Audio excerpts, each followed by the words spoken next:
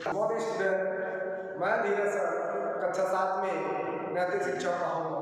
प्यारे बच्चों, पिछले कक्षा में हम लोग पाठ 2 पढ़े थे, आज पाठ 3 पढ़ेंगे। पाठ का नाम है हार जीत। जी हाँ बच्चों, हार जीत। प्रायः हम देखते हैं कि हम हमेशा जो चाहते हैं वह हमें नहीं मिलता। जब हमारी इच्छा के अनुसार कोई काम होता है तो हम बहुत खुश होते हैं, और जब हमारी इच्छा के अनुसार जब काम नहीं होता है तो हम बहुत दुखित हो जाते हैं, हमारा मन निराश हो जाता है। लेकिन बच्चों, हमें कभी निराश नहीं होना है। इस निराशा से हमें उठ करके हमें आगे जाना है और अपना भविष्य बनाना है। प्यारे बच्चों, यह पाठ हार जीत इसी से जुड़ा हुआ पाठ है। कहानी है एक लड़की की जिसका नाम निशा है। निशा को संगीत में बहुत रुचि थी। वह गाना सुनने में बहुत रुचि लेती थी।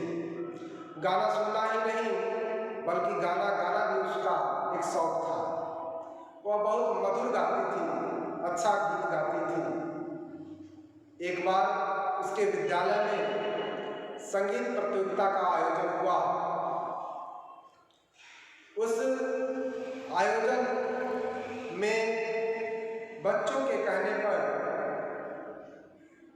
निशा ने भी अपना नाम लिखवाया और वह संगीत प्रतियोगिता की तैयारी करने लगी। वह स्कूल से जब घर पहुंची तो अपनी माँ से कही कि माँ, स्कूल में होने वाले संगीत प्रतियोगिता में मैंने भी अपना नाम दर्ज कराया है और आप मुझे कोई एक गीत सिखा दीजिए जिसको मैं वहाँ गा सकूँ। चूँकि माँ भी अच्छा गाती थी, इसलिए माँ ने एक इसको गीत सिखाया और अभ्यास करने के लिए कहा। निशा प्रतिदिन उस गीत का अभ्यास करती, अच्छे से तैयारी करती।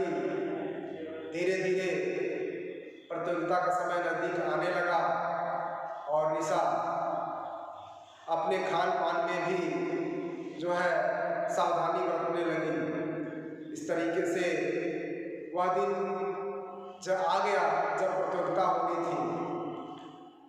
जिस दिन प्रतियोगिता में निशा जा रही थी, उसकी माँ ने ढेर सारी शुभकामनाएं दी और कहा कि जैसे आप अभ्यास करती आई हो उसी तरह से प्रतियोगिता में गीत गाना। मेरे ढेर सारी शुभकामनाएं। इस तरीके से निशा अपने विद्यालय पहुंचती है। वहाँ बहुत सारे लोग उपस्थित थे। इसके मित्रों ने भी इसे शुभकामनाएं दी, टीचर्स लोग भी इसको शुभकामनाएं दिए। उस प्रतियोगिता में बहुत सारे लोगों ने गीत गाया और जब निशा की बारी आई तो निशा मंच पर गई और निशा गीत नहीं गा पाई। उसके कंठ सूख गए थे, वह गा नहीं पा रही थी।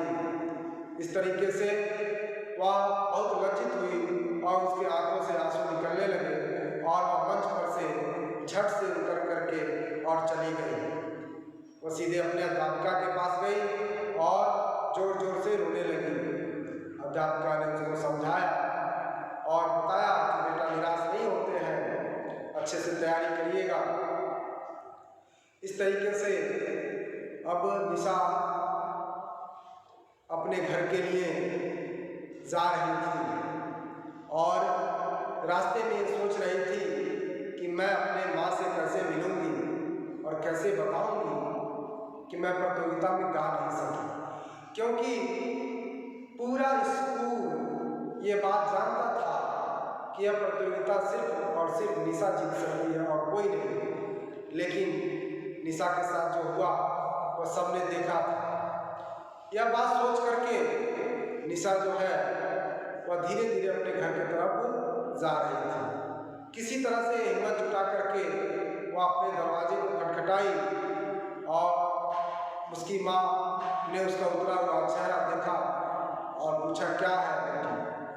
निशा ने सारी बात बताई तो माँ ने उसके सिर पे हाथ फेरते हुए कहा कि बेटी, घबराने की जरूरत नहीं है, कोई बात नहीं, प्रतियोगिता में आप हार गई तो, नहीं गा सकी तो, क्योंकि ऐसा सबके साथ होता है और आप प्रतियोगिता में भाग ले ली, यही आपके लिए बहुत बड़ी बात है।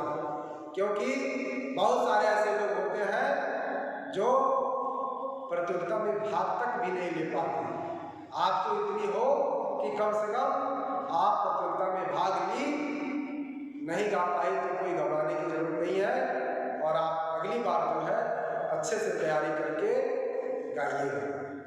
इस तरीके से निशा को उसकी माँ ने ढांढस बढ़ाया और समझाया कि हमें निराश नहीं होना चाहिए। यदि आज हम हारे हैं तो कल हम जीतेंगे। तो प्यारे बच्चों, आज की कहानी यही थी निशा की। तो यह पाठ हमें सीख देती है, यह सिखाती है कि हमें कभी भी अपने अंदर नकारात्मक भाव नहीं लाना है और निरंतर अपनी गलतियों को सुधारते हुए आगे बढ़ने का प्रयास करना चाहिए। यदि हमारे जीवन में असफलता मिलती है तो ये मान के चलिए कि हम किसी न किसी दिन सफल जरूर होंगे और यह असफलता जो है हमें सदैव जो सीख दे जाती है वह हमें कहीं और से नहीं मिल सकती। इसलिए प्यारे बच्चों, यह पाठ समाप्त होता है और इस पाठ में दिए गए प्रश्नों को आप लोग अच्छे से करिएगा। इस कहानी को भी कई बार पढ़िएगा और जो भी अंत में जो प्रश्न है उसको अच्छे से लिखने का और याद करने का प्रयास करिएगा और बहुत ही जल्द इन प्रश्नों के जवाब आपको PDF फाइल के रूप में हम आप तक प्रेषित कर देंगे। Thank you.